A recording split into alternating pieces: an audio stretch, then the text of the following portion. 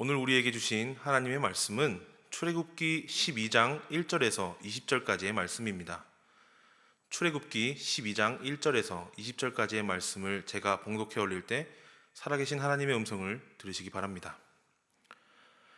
여호와께서 애굽 땅에서 모세와 아론에게 일러 말씀하시되 이 달을 너희에게 달의 시작 곧 해의 첫 달이 되게 하고 너희는 이스라엘 온 회중에게 말하여 이르라. 이 달 열흘에 너희 각자가 어린 양을 잡을지니 각 가족대로 그 식구를 위하여 어린 양을 취하되 그 어린 양에 대하여 식구가 너무 적으면 그 집의 이웃과 함께 사람 수를 따라서 하나를 잡고 각 사람이 먹을 수 있는 분량에 따라서 너희 어린 양을 계산할 것이며 너희 어린 양은 흠없고 일련된 수컷으로 하되 양이나 염소 중에서 취하고 이달 열 나흔 날까지 간직하였다가 해질 때에 이스라엘 회중이 그 양을 잡고 그 피를 양을 먹을 집 좌우 문설주와 인방에 바르고 그 밤에 그 고기를 불에 구워 무교병과 쓴 나물과 아울러 먹되 날것으로나 물에 삶아서 먹지 말고 머리와 다리와 내장을 다 불에 구워 먹고 아침까지 남겨두지 말며 아침까지 남은 것은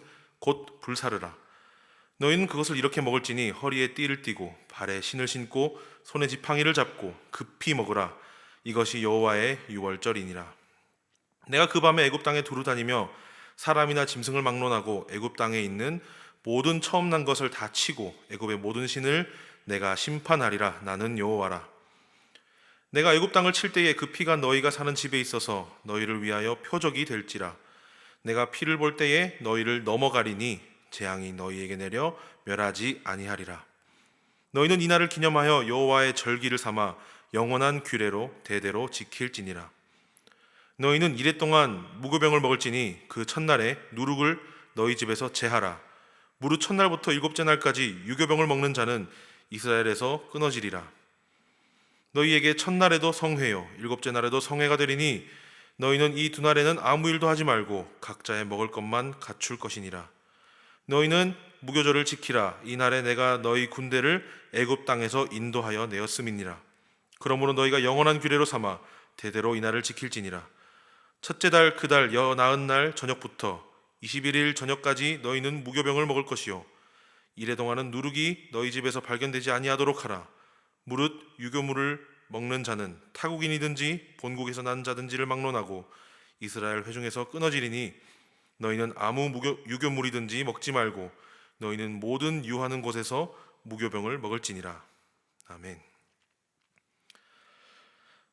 예수님께서 부활하셨습니다. 할렐루야.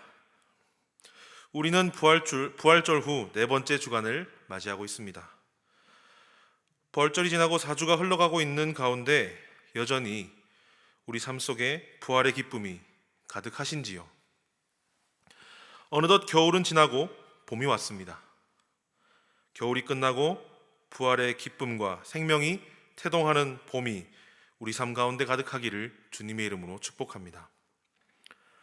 오늘 우리에게 주신 본문 말씀은 출애굽기의 말씀 중에서도 손에 꼽는 중요한 구절이라고 말씀드릴 수 있겠습니다. 말씀의 제목처럼 바로 유월절에 관한 내용입니다. 제가 설교 제목으로 잡은 유월절 어린 양의 피로라는 제목은 사실 복음성가의 제목입니다. 관심이 있으신 분은 유튜브나 인터넷 포털 사이트에 검색하셔서 들어보시면 그 또한 오늘의 말씀과 연관하여 여러분께 하나님의 은혜가 있으리라 생각이 됩니다. 먼저 우리가 유월절에 대해서 생각을 해볼 때 유월절이 어떤 것인지 한번 생각을 해볼 필요가 있겠습니다. 유월절은 한자로 넘을 유, 건널 월자를 써서 넘어간다 라는 뜻이 됩니다. 영어로 유월절인 패스오버 역시 어떤 것을 넘어가다, 지나가다 라는 뜻이 있습니다. 본문 13절을 한번 같이 읽어보시겠습니다. 내가 애굽 땅을 칠 때에 그 피가 너희가 사는 집에 있어서 너희를 위하여 표적이 될지라. 내가 피를 볼 때에 너희를 넘어가리니 재앙이 너희에게 내려 멸하지 아니하리라. 아멘. 이 유월절이 생기게 된 배경은 성도님들도 잘 아시다시피 바로 애굽의 열 재앙에서 비롯된 것입니다. 마지막 장자의 죽음이라는 재앙이 이 유대인은 넘어갔다 라는 의미의 유월절이 되는 것이지요. 그래서 오늘 본문은 이렇게 구분이 됩니다. 1절부터 11절까지의 말씀은 6월절의 제정에 관한 내용이고 12절부터 14절까지의 말씀은 6월절에 임할 재앙의 내용이 나오며 마지막 15절부터 20절까지는 우리 무교절에 관한 내용이 나옵니다. 오늘은 6월절에 대해서 좀 더 자세히 살펴봤으면 좋겠습니다. 6월절의 의미를 제대로 잘 알기 위해서는 이 6월절의 뜻을 살펴볼 필요가 있습니다. 한번 상상을 해보겠습니다. 옆에 한 사람이 있는데 그 사람이 어딘가를 이렇게 쭉 응시하다가 갑자기 눈이 동그랗게 커지면서 넘어간다! 라고 했다고 생각을 해봅시다. 그러면 옆에 있는 우리는 어떤 생각이 들게 되죠? 뭐가 넘어갔는데? 뭐가 뭐를 넘어갔는데? 라는 생각이 들지 않겠습니까? 그렇다면 6월절의 의미에서 무엇이 어떤 것을 넘어간 것일까요? 넘어간 것은 바로 하나님의 심판입니다. 흔히 생각하기를 하나님의 애굽을 향하신 이 10개의 재앙은 이 재앙이라는 단어 때문에 마치 자연재해처럼 어떤 하나님의 일방적인 행동, 일반적인 공격 이런 식으로 봐야 될까요? 그런 느낌이 없지 않아 있습니다. 그러나 이것은 사실이 아닙니다. 이것은 사실 10번째 심판입니다. 하나님 앞에 죄악을 행한 애굽을 하나님께서 심판하신 것입니다. 하나님은 모세를 대언자로 세우셔서 애굽을 향해 돌아오라고 10번이나 권유를 했지만 애굽은 10번 모두 형 집행을 받은 것이죠. 보통은 검사 측에서 형을 증량하기 위해서 이렇게 항소심을 하거나 피고 측에서 형 감량을 위해서 그것을 합니다만 하나님께서 얼마나 노하기를 더디하시고 자비하신지 재판의 판사이신 하나님께서 10번 참으시고 10번의 기회를 애굽에게 주셨던 것입니다. 애굽이 갱생하고 싶은 마음이 있던 없던 말이죠. 결국 이 10번째 형 집행의 내용이 바로 장자의 죽음이었습니다. 6월절은 이 장자의 죽음이라는 하나님의 심판이 넘어간 것을 기념하는 것입니다. 그렇다면 무엇을 넘어갔는가에 대한 의문은 해결이 되었습니다. 그러면 무엇이 넘어갔을까요? 본문의 말씀에서 같이 이스라엘 백성이 넘어간 것입니다. 이제 우리는 6월절을 가지고 이렇게 설명할 수 있겠습니다. 6월절이 뭐냐고 누군가 물었을 때 6월절은 하나님의 심판을 이스라엘 백성이 뛰어 건너간 것이다 라고 말입니다. 여기서 우리는 한 가지의 질문을 가져야 합니다. 왜냐 하는 말이죠. 왜 하나님의 심판이 이스라엘 백성만 건너갈 수 있었을까 하는 질문 말입니다. 이 질문에 대한 중요한 근거가 오늘 본문 말씀에 나옵니다. 5절부터 7절까지의 말씀입니다.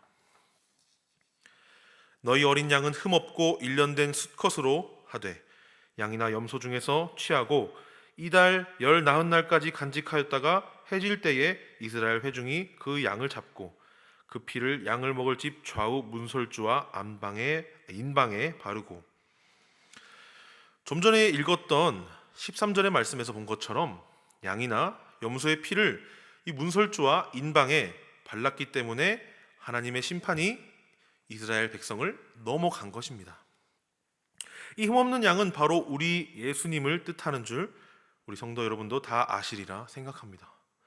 이 양의 피가 우리 집 대문에 발라져 땅으로 뚝뚝 흘러내리기 전과 후에 우리는 사실 그 이스라엘 백성들 자체는 달라진 것이 없습니다. 우리는 여전히 죄인이었고 여전히 우리밖에 몰랐습니다. 하나님께서 보잘것없는 내 한 목숨 구원하시기 위해 죄 없는 하나님의 아들이 희생당해야 한다는 것도 우리는 전혀 알지 못했습니다. 모세가 이스라엘 백성을 향해서 흠없는 양의 피를 문설주와 인방에 바르라고 명령했을 때 그것을 훔쳐듣는 애굽 병사나 신하들이 그 자리에 있었지 않겠습니까? 아마 바로의 귀에도 들어갔을 것입니다. 이스라엘 백성이 흠없는 양을 각 가정마다 일제히 각을 뜨고 배를 갈라 피를 문설주에 바르는 것을 말입니다. 그렇지만 그것을 믿음으로 행한 이스라엘 백성만 이 심판을 넘어갈 수 있었습니다. 사랑하는 여러분, 우리의 삶이 코로나 상황 때문이든 혹은 과도한 업무 때문이든 여러 다른 힘든 가운데 있던지 우리를 이것들로부터 구원해 줄 것은 바로 예수님을 믿는 믿음 하나뿐임을 이 시간 고백하시기 바랍니다. 애굽이라는 나라의 노예로 자유라는 것은 상상도 할 수 없었던 이스라엘 백성들에게 흠없는 양의 피를 바르게 된다면 구원이 머지않았다 라는 이 사실을 누가 믿을 수 있었겠습니까? 그러나 오늘 본문의 말씀처럼 이스라엘 백성은 믿었습니다. 그리고 구원을 받았습니다. 우리는 이 구원의 감격을 잊지 말아야 합니다. 14절 말씀에 보면 너희는 이 날을 기념하여 여호와의 절기를 삼아 영원한 규례로 대대로 지킬지니라 라고 쓰여 있습니다. 물론 개신교인 우리는 유월절을 교회 전통에 따라 지키고 있지는 않지만 여전히 유대인들은 수천 년이 지난 지금까지도 이 유월절을 지켜 행하고 있습니다. 하물며 우리는 예수님의 보혈로 구원받은 성도들인데 이 구원의 감격을 잊어서야 되겠습니까? 늘 첫사랑을 회복하려고 하지만 회복하지 못하고 더 열심을 내려고 하지만 삶의 여러 핑계들이 우리의 발목을 붙잡고 늘어질 때에 우리를 위하여 생명을 내려놓으시고 몸에 물과 피를 모두 쏟으신 이 유월절 어린 양이신 예수님의 피 흘리심을 기억하기를 또 믿으시기를 주님의 이름으로 축복합니다. 이 믿음이 또 이 구원의 감격이 우리 안에 회복되어질 때 우리의 삶에 다시금 봄바람처럼 따뜻한 주님의 사랑과 은혜가 가득 넘쳐날 것임을 믿어 의심치 않습니다.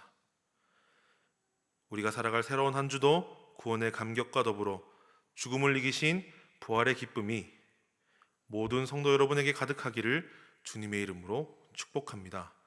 함께 기도하겠습니다. 사랑이 많으신 하나님 아버지, 유월절을 통해 구원의 기쁨을 알게 하시고 또 회복하게 하심을 감사드립니다.